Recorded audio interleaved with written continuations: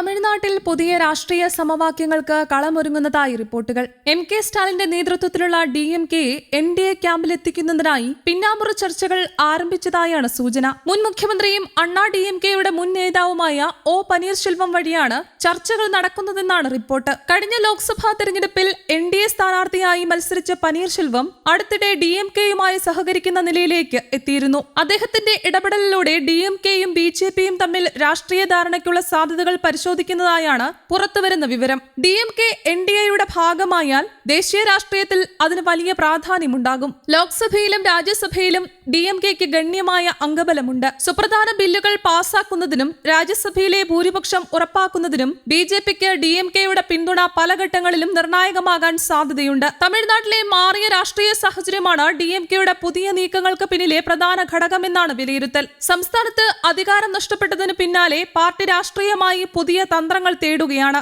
ഇതോടൊപ്പം കോൺഗ്രസുമായുള്ള ബന്ധത്തിലും അകലം വർദ്ധിച്ചിരിക്കുകയാണ്. നേരത്തെ DMK-ക്കൊപ്പം നിന്നിരുന്ന കോൺഗ്രസ് പുതിയ രാഷ്ട്രീയ സാഹചര്യത്തിൽ വിജയ് നേതൃത്വം നൽകുന്ന TVK മുന്നണിയിലേക്ക് നീങ്ങിയതും ശ്രദ്ധേയമാണ്. ദേശീയ തലത്തിൽ ഇന്ത്യ മുന്നണിയുടെ ഭാഗമായിരുന്ന മുസ്ലിം ലീഗും VCK-യും TVK സഖ്യത്തിന്റെ ഭാഗമായി. CPM, CPI തുടങ്ങിയ ഇടതുപക്ഷ കക്ഷികൾ പുറത്തുനിന്ന് പിന്തുണ നൽകുന്ന സാഹചര്യവുമുണ്ട്.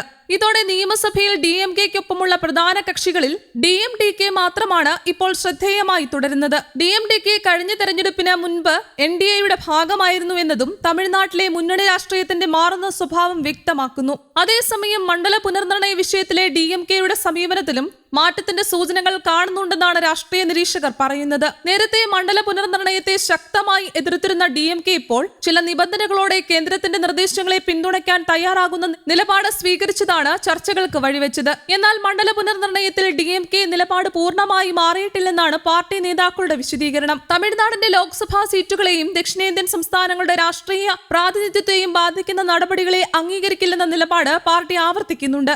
ഇതിനിടെ ലോക്സഭാ സ്പീക്കർ ഓം ബിർള നടത്തിയ ചായ സൽക്കാരത്തിൽ DMK പാർലമെന്ററി പാർട്ടി നേതാവ് കനിമൊഴി പങ്കെടുത്തതും രാഷ്ട്രീയ കേന്ദ്രങ്ങളിൽ ശ്രദ്ധ നേടി. സാധാരണ പാർലമെന്ററി ഇടപെടലിന്റെ ഭാഗമായുള്ള പരിപാടിയാണെങ്കിലും DMK കേന്ദ്രബന്ധത്തെക്കുറിച്ചുള്ള അഭ്യൂഹങ്ങൾക്കിടെ കനിമൊഴിയുടെ പങ്കാളിത്തം രാഷ്ട്രീയമായി വ്യാഖ്യാനിക്കപ്പെടുകയാണ്. കേന്ദ്രമന്ത്രിസഭ പുനഃസംഘടനയ്ക്ക് മുൻപ് DMK NDA-യുമായി ധാരണയിലെത്തുകയാണെങ്കിൽ പാർട്ടിയിലെ പ്രമുഖർക്ക് കേന്ദ്രമന്ത്രിസഭയിൽ സ്ഥാനം ലഭിക്കാനുള്ള സാധ്യതയും ചർച്ചയാകുന്നുണ്ട്. പാർലമെന്ററി പാർട്ടി നേതാവ് കനിമൊഴി ഉൾപ്പെടെ 2 DMK അംഗങ്ങൾ കേന്ദ്രമന്ത്രിമാരായേക്കുമെന്ന തരത്തിലുള്ള റിപ്പോർട്ടുകളാണ് പുറത്തുവരുന്നത്. പുനഃസംഘടനയിൽ 20-ലധികം കേന്ദ്രമന്ത്രിമാരുടെ വകുപ്പുകളിൽ മാറ്റമുണ്ടാകുമെന്ന സൂചനകൾക്കിടെയാണ് ഈ ചർച്ചകൾ ശക്തമായത്. എന്നാൽ DMK ഔദ്യോഗികമായി NDA-യിൽ ചേരാൻ തീരുമാനിച്ചതായി ഇതുവരെ സ്ഥിരീകരണമില്ല.